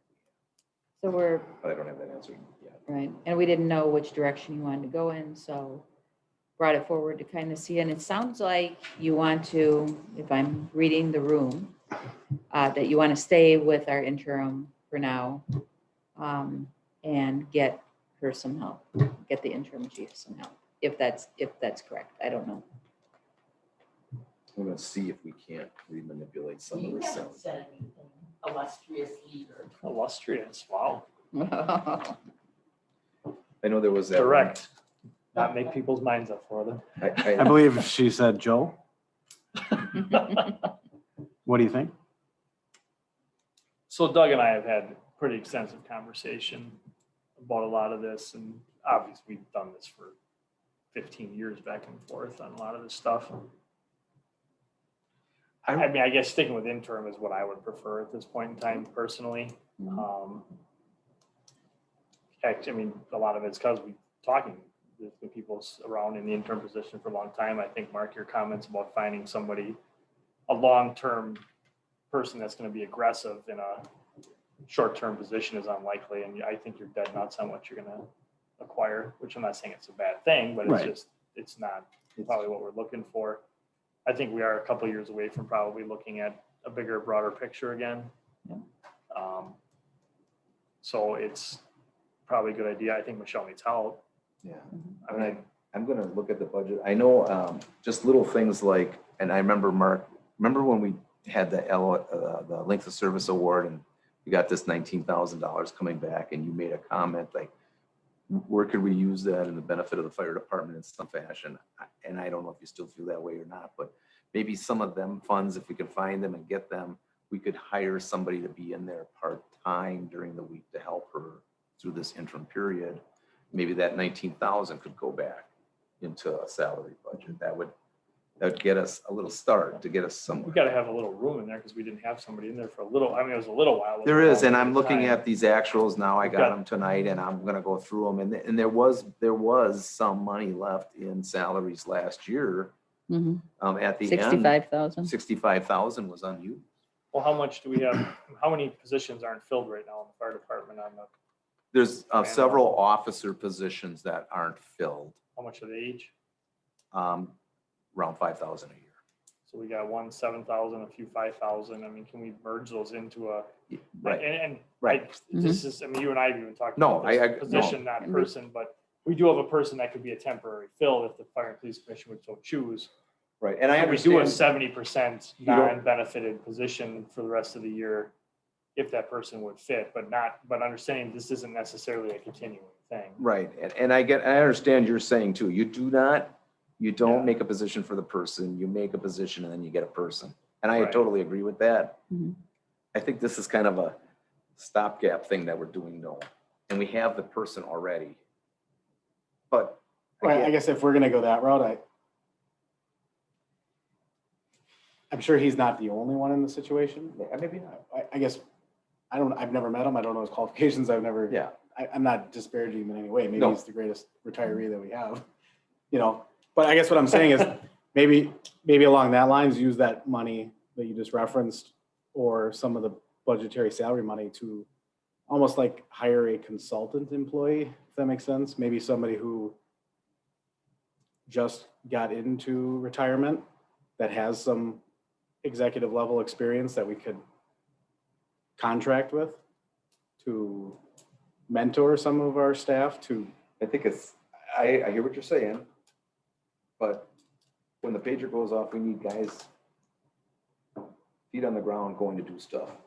Because that's where we're short is yeah, but Monday through one Friday. person isn't gonna do it. Oh, yeah. That's a driver of an ambulance. That's another guy showing up at a scene. That's instead of 3, 4, makes a big difference. Yeah. And I've been on scenes with you. You know how it is out there. One more guy, even if he's pushing a broom, is something. You get the road cleaned up, get it moving, get this done. 3 guys on a hose. I guess what I'm talking about is that somebody at an executive level, I wouldn't want them to be doing that. I guess I'm looking at it more as a mentorship, a paid mentorship to get us through whatever we want to identify, 3 to 5 year interim. You know, somebody that could be an assistant chief that is just contracted and has had maybe a chief experience or an assistant chief at a full-time department that could fill that gap and give guidance and also lessen the load so that we could sustain having an interim chief. Everything you described is like almost exactly this guy, but I still think we need an active person that goes out with the guys and works with them and does stuff. We need that. I mean, I guess if we're itching towards the question of what do we need, I mean, that, I know everybody hates to hear it, but I mean, it'd almost be some independent study that says what our department needs. We're gonna be, and I think before we act in the next, or whoever acts, we're gonna need to do that. Yeah. That's Because I don't think we truly independently, aside from our department members, know what we need to make a decision.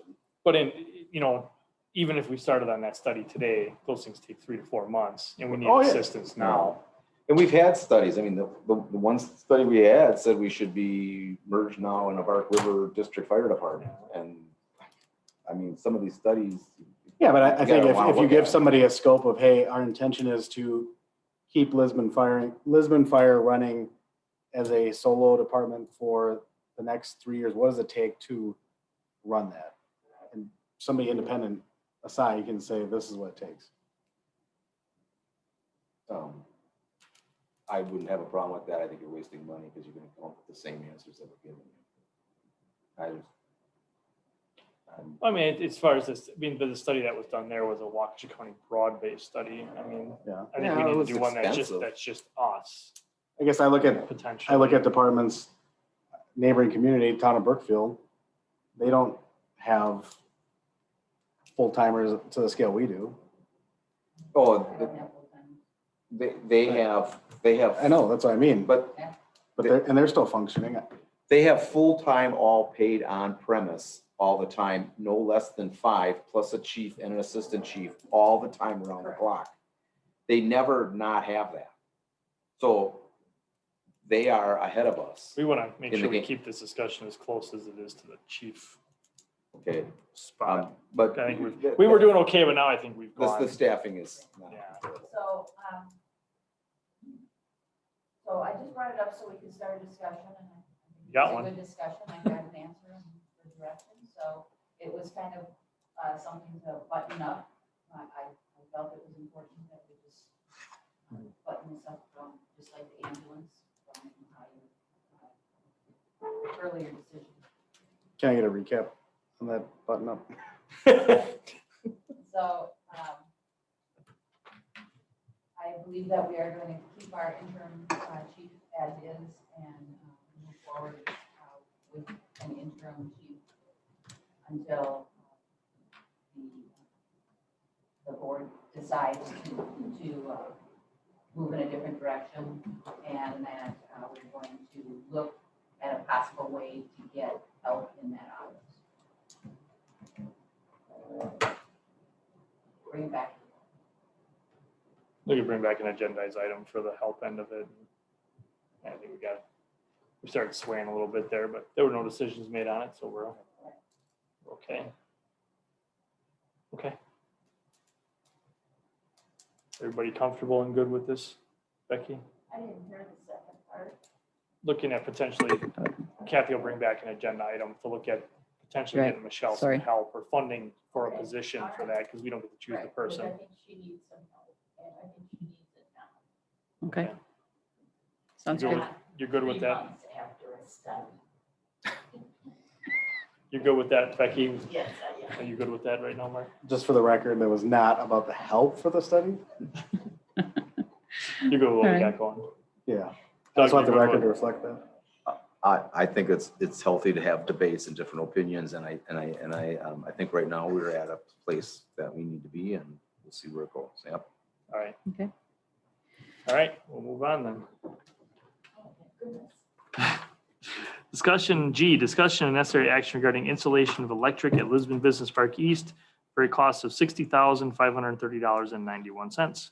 So we have the proposal from We Energies, and of course, we can't go anywhere else. The cost of putting that electric in is $60,500. I was not comfortable signing something like this, so I needed to bring it to the board, even though it's for the TIF. It's something that needs to be done. It's just the cost for Richard Road, bringing that through Richard Road for our industrial. We will be looking at it again when we bring in the other road. We'll be looking at another amount as well. So this is putting the transformers and everything in, or is this just putting the mains right down the? My understanding is it's just the mains.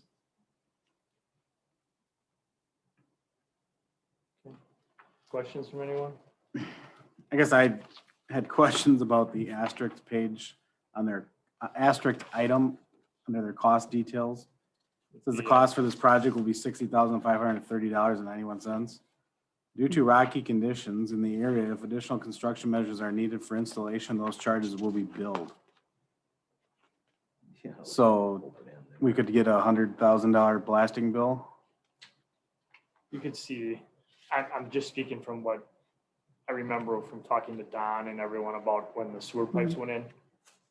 You're not gonna see something that's gonna be crazy like with the sewer pipes due to what you have to do for the sewer pipes, because they have to be laid in the bedding and everything differently. But Okay. you could see it could be expensive. Well, I would, And you don't have to worry about the electric freezing. Yeah, no, I guess what I I'm getting at is we're gonna approve the $60,000 and then all of a sudden we have a bill that the utility's already been installed and now we gotta pay. Is there any way to get an estimate once they encounter what they need to get? we can don't- write that into the contract that they check with us before. Here's the only thing with that, We don't have an We option. still need it. we don't have another option. Yeah, I agree with you. That I guess it's I just- wanna know, but here's the other thing, we don't have another option. But if it comes. And they don't allow other contractors to do No. this.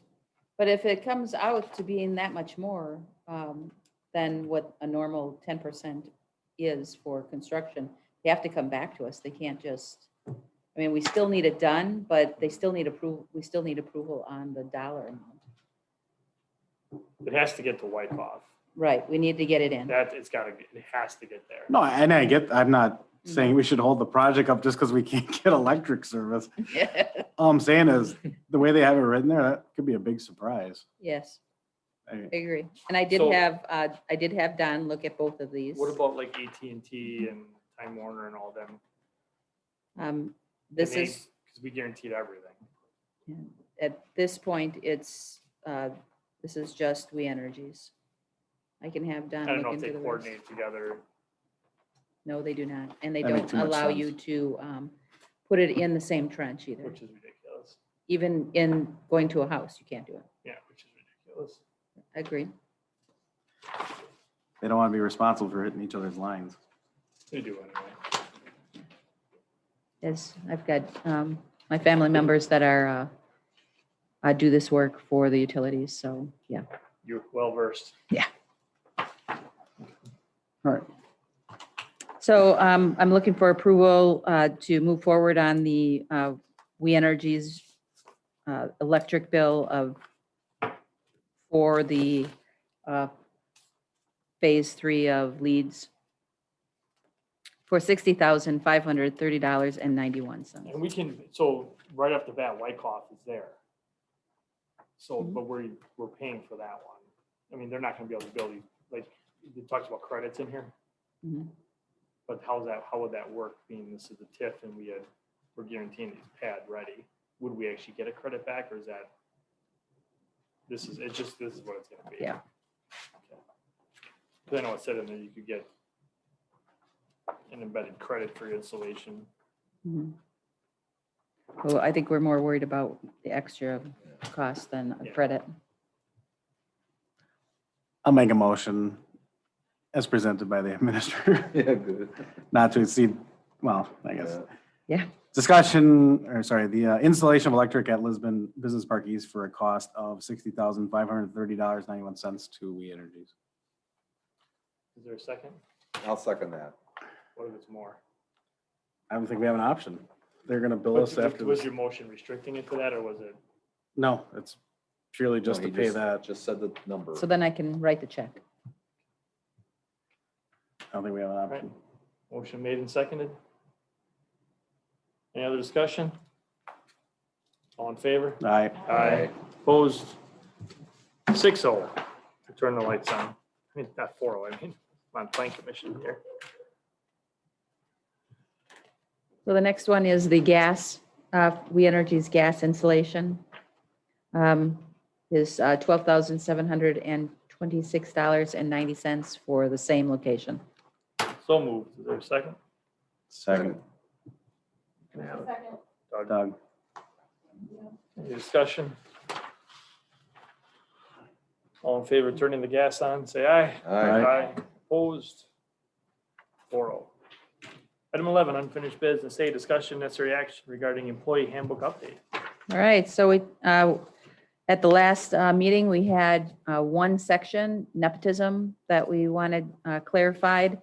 And then I also added, if you remember, I talked about the changing of comp time from 80 to 40, and I've had a couple discussions with a few of our Public Works employees, and they said that it would be helpful morale-wise to just leave it at 80. I don't have a problem with that. It doesn't cost us anything, and I'm happy to leave it back at 80. So if you're okay with putting it back to 80, it makes our DPW guys and gal happy. I'm good with that. Everybody good with that? Does that include a allowance for rollover? Or is that automatically paid out? That's automatically paid out. It costs the same whether we pay it on their check or pay it at the end of the year? Right. So I worked with Supervisor Brahm on the nepotism, and in front of you, you have what we came up with. If you decide that this section fits our needs, I'm asking for board approval of the complete employee handbook as reviewed in May 24th meeting with the updates of the 3.07 section and the 5.07 section as discussed.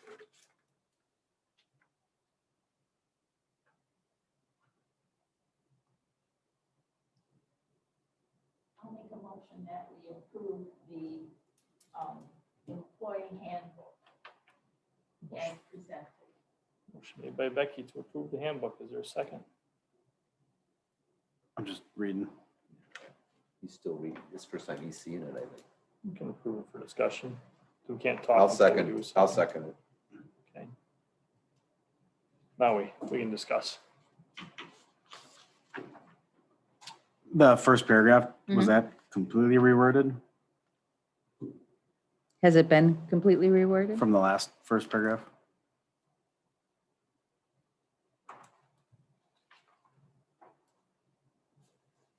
Yes.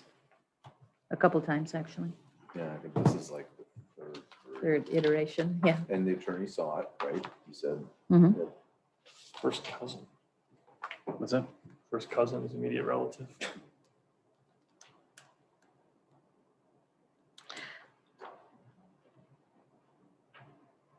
This makes it so they can do daily operations without a problem. But that it doesn't influence their status of employment, promotion, or compensation. So they can't help or distract from somebody's employment of a relative.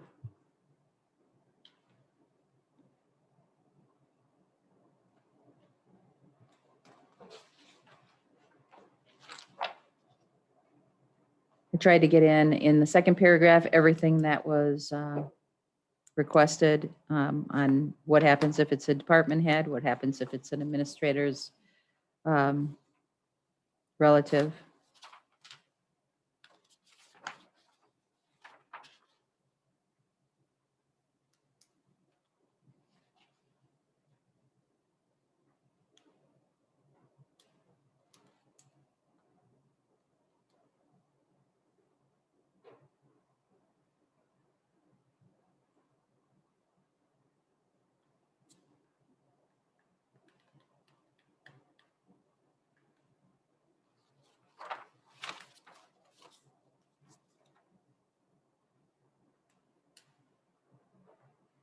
How you feeling about it? The last sentence of the first paragraph, the relative shall not have any influence directly or indirectly on the future decisions concerning the employee's status of employment, promotion, or compensation. So if a fire chief, if their immediate relative is inside the department, how do they get a raise? Who recommends them for a raise? My understanding is they have a person between them.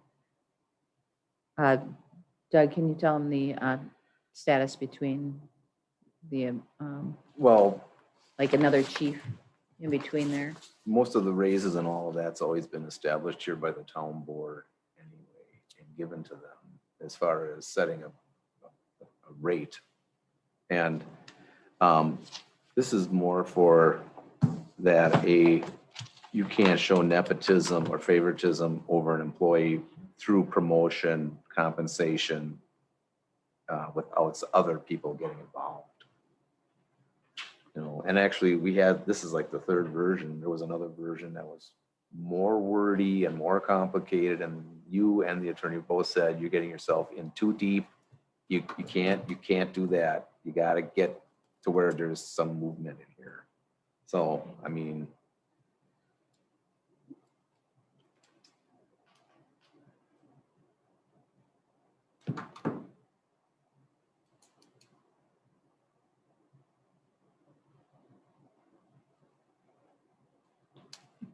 all it's really saying is that there has to be other people on the department or within this town organization that is overseeing what's going on with this. All you can do is best practice. Right.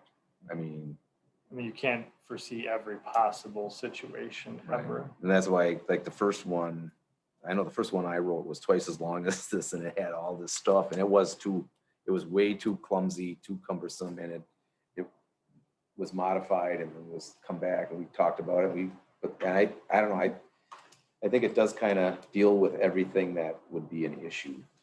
I spoke with a couple administrators that have fire departments, and they said, well, they just felt that there wasn't any way that we could word this to make every possible scenario. So it's kind of you take it as that's part of the fire department, police department.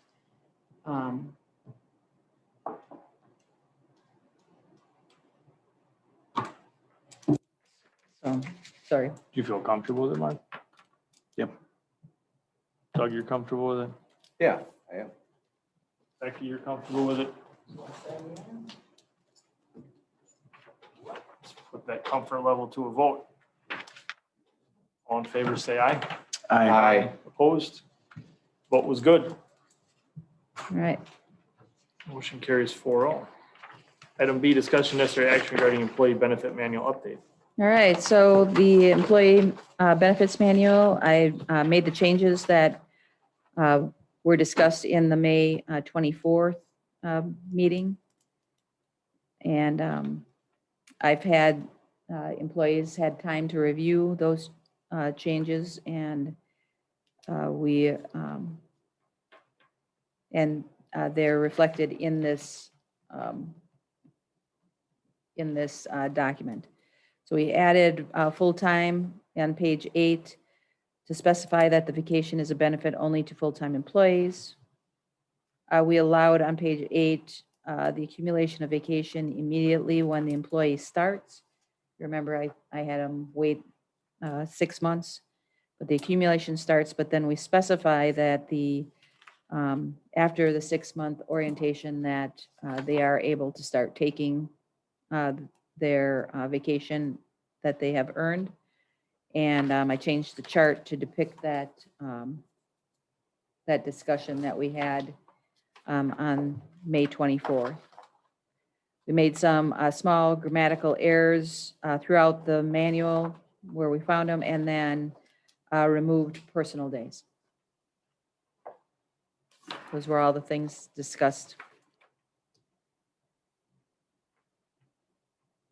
So I asked for your approval. Comments, questions on this one? Becky, anything? Doug? Well, that's all the things that we've discussed, and I know the fire department is next meeting, so, and I've read through this, and you've met with the employees. Yeah. So, I'm good. Mark, anything? Mm-mm. The only thing I have, and I'm gonna be in the minority on this, I think vacation, sick, and holiday time should count towards your Should be Count one. what? towards your 40 hours of work time. I tried changing my personal payroll system to accommodate this, and I couldn't do it. I physically, I use a very high-end system. I could not make this work. I'm sure ours does, because ours is expensive as hell. But So you're saying if you take, let's just use simple math, you use 4 work days at 8 hours, and you take a holiday on your Friday, you worked 40 hours that week? so like if, yeah, like a 40-hour, 5-day, 40-hour work week, let's say you used a holiday, let's say you had a holiday on Monday. Yep. Okay? And then, in DPW is where this comes into play. And you had a holiday Monday, you work 4 days. If you come in on Saturday and work 8 hours, that's all straight time. Right. Because any Or time not you- work It's does not not work. count. Isn't that an FLSA standard? That is a standard, yes. Isn't it Yes. federal law, though? It's a FLSA standard that it's, So if it's not I a don't know that work we could even holiday. change that. That is, I don't believe that's true. I just read it today. Because every FLSA. business I know does it the way I do it. Every single one. This is the only place I know that does it this way. And I'm okay with it. Yeah. I'm just stating, because I can't even make my payroll system do this. Where my daughter works, that's how it is. If you go on vacation and then you work over, you don't get paid overtime. So, I'm just saying, so I'll give you an example. So, yeah, I mean, we were talking about holidays, but let's look at comp time. So we've paid them time and a half for their comp time, I agree Now with the they're comp gonna time. use I comp agree with the time. comp time one. because then we're paying time and a half on their comp That is the time. one I agree with. But everything else I don't. I flat out don't. Because what if a highway guy comes in, a highway guy takes vacation 5 days and then we make him work Saturday and Sunday? We just give him straight time. The Saturday. Unless he Sunday, gets And they're not overtime. okay with this. They're just not fighting it. I know that. They're not okay with it. No, they don't like it. But they're just not fighting it. But I know they're not. They don't like, they don't Take a like look it. at FLSA. Yeah. So, But I don't know what we were doing in the past. I don't know. that's I what, thought it was different, but. it was different I'm- because we were I paying them. anticipated being in the minority in this discussion. Mhm. I understand why it would be done, but I don't agree with it. So. that's my 2 It's cents after on that one. 40 worked hours.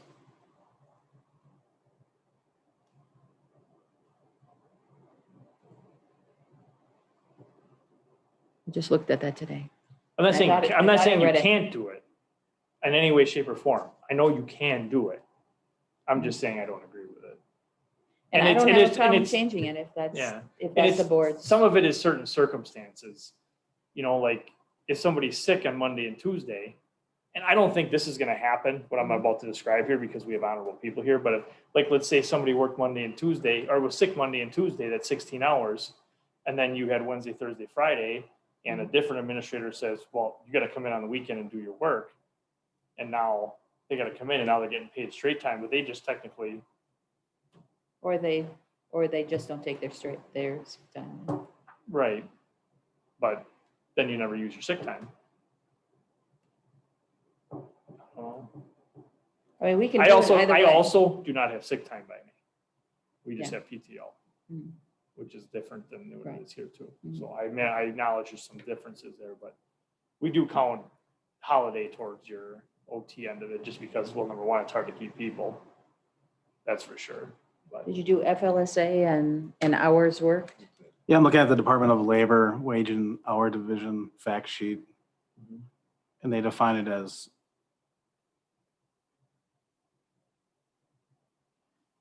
hours worked 40 hours worked. before receiving at least 1.5 times regular pay. that's the requirement. I believe it's required. I believe that it's allowed. I totally believe it's allowed. I just don't necessarily agree with it. I mean, there's, I 100% agree with comp time. Yeah. And that's the reason Yeah, 100%. why I was looking at, Yeah, I 100% agree with you on comp time one. No doubt about it, hands down. I do it differently. So obviously I believe in the way I do it, so I'm Mhm. going to voice the way I do it. Yeah. So again, totally anticipated being a minority on this one.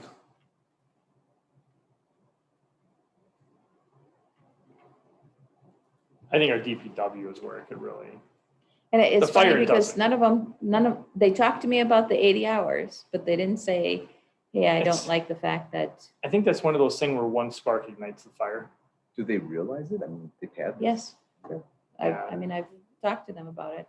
I think that's one of those where I think one spark ignites a fire. Like if you like specifically brought that section up, I think you'd get some discussion on it. I mean, they're all discussed. Where So- you're They're gonna not get the gonna be discussion is jerks the about first it. time that it happens, that they're not getting overtime. Well- On a day that on a week that they took a vacation day or something. don't. And then they're like, where's my overtime? No, we told you. Right. That's when they're. So. Because we used to in give Wa- overtime after a certain time of day. Right, that was, yeah, Yeah. a while. And then we changed it to you have to work Uni- 40 hours. Right. And we did say work 40 hours, but I don't know that that's the way it was being done. I think it was Mhm. if you had a vacation 8 hours and 32 hours, and then everything over that was. Well, does anybody else feel the same way as chairman? That we'd rather move it the opposite way and say, all but comp time can It's be okay to counted disagree with as me. time work? 100%. I guess I'm the agree and not disagree. I think if we're gonna change it, I think we should clarify with the labor attorney that we're not making an error in policy. Because I guess this is a FLSA standard. I think we need to get it perfect. Because just looking at the U.S. Wage and Hour Division of the U.S. Department of Labor, there's, especially within the DPW, I think there's certain things that could be counted as time and not counted as time. So I think a consult with them and I can send you this. Okay. It's fact sheet number 22. The sick time one is the one that I could not get to work at all. The vacation in our system, I can make vacation not count at all. I can just turn it like if you just do vacation, it doesn't count and I can make that work, but I could not make the sick time one work. Granted, we don't use sick time, so, Yeah. but every time I put sick time in, it always counted towards regular hours. It did not matter what I did. Okay, so how do you want to move forward? Do you want to move forward with me bringing it back after listening to the attorney or making the changes as the attorney says is Number allowable? one, if everybody's good the way it is, there's no reason to do this. I mean, if Kinda you're like- good, I mean, if there's rules, we should know them. first. well, she's following the rules. Kathy's following the rule that is on that sheet there.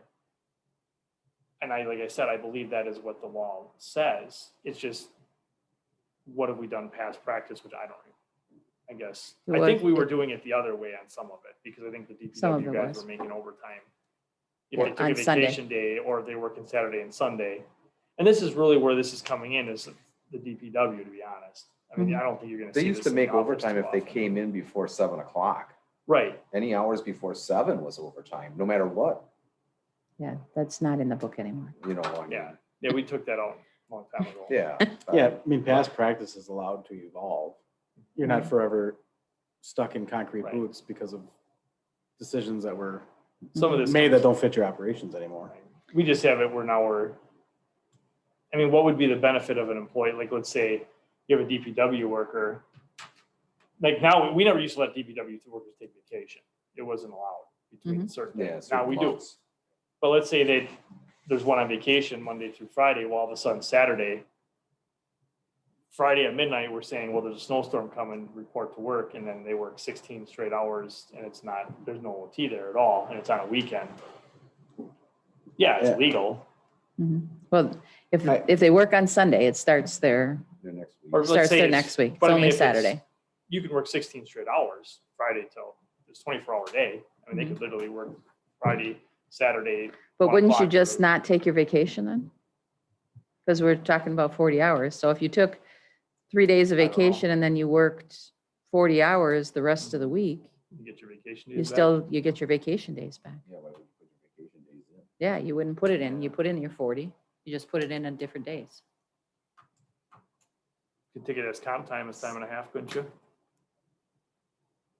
You Yeah, put we in could 40 pay 'em, hours a and regular week? that's the reason why people do it this way, is so they're not paying comp time on, Right, but I mean, Another value. if you did 40 hours of regular, so let's say you did use 40 hours of vacation and now it was hours above 40, could you take that as comp time, and would it be hour and a half comp time or regular? It would. Does it- it would.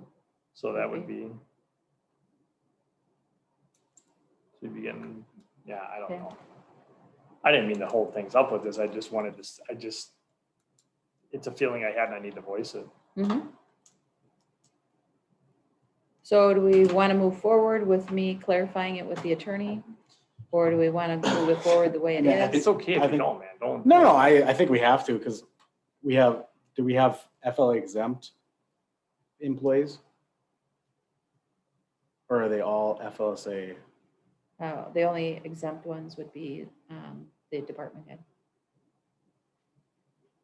And this wouldn't apply to them, this book on this section?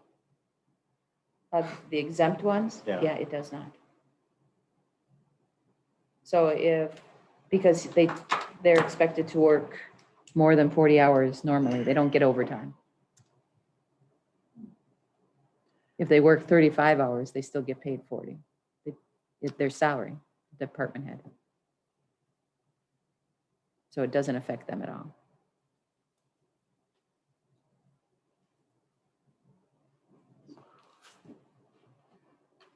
I'll bring it I foresee an issue with the snowplow drivers during the winter when when snowstorms are impending. Mhm. Is that now considered on-call time? Oh, I was reading You on call waiting to be time. engaged or engaged to be waiting? Yeah. So they're waiting to be engaged? They're waiting to be engaged?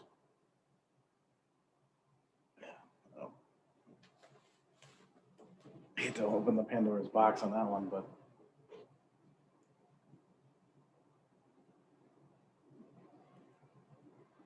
Well, if we're gonna pay them to be on call, then we've got to make sure that if we go down that direction, in that direction, and we want to start paying our public works drivers for paid on call, then after they're off the roads and their equipment's done, then they should leave for the day.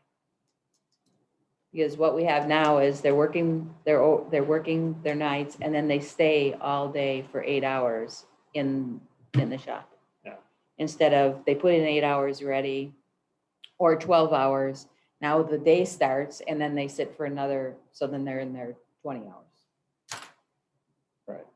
So I never had that happen at my last, once they were off, they went to go to bed.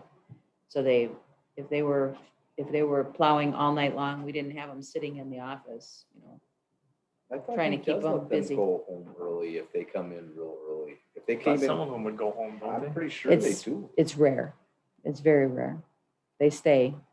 And recently we've had a couple of them, leave early on a Friday because they put in so many hours or leave at 2 o'clock instead of at 4 o'clock or 1 o'clock instead of 3 o'clock.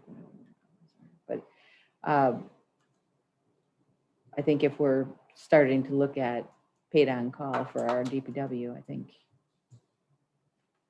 Yeah. That has to start if we're gonna be paying them, they've got to start earning their hours. Otherwise, our cost on salary would go crazy because we could have them on call and the snow never comes, and then they come in and work another 8 hours on top of what we just paid them to be at their house.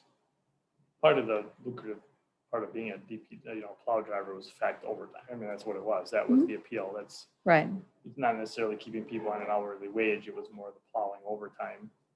Right. Is what did it. I guess we're hung up on one issue that we think we need to go to the attorney with. Question is, has that already gone to the attorney? Yeah. I- Yes. I mean, are we gonna bring back a question to have them Just clarify again. I clarify think the again? way it's written is fine. And just if you It's- wanted to change it, you're asking if it would be allowed, but you have to be willing, if you're not willing to change it, don't even ask the question. Right. That's what it comes down to. If you like the way it's written, I 100% believe it's legal and everything. I looked, I mean, I pulled it up and looked when we were talking about doing this, I was like, "Are you kidding me? We're gonna do this way?" And I looked, I'm like, oh, yeah, it says that. It says hours work. It says hours of work. Yeah.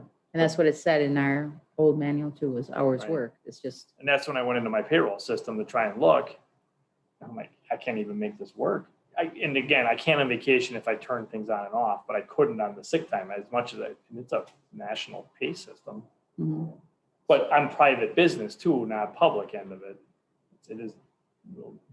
I apologize if you finished it, but I think you were starting to poll people on their opinion on it. Yeah, I mean, if you guys are fine with it, I'm not voting against this because of that. I'm fine. I would be fine with the written.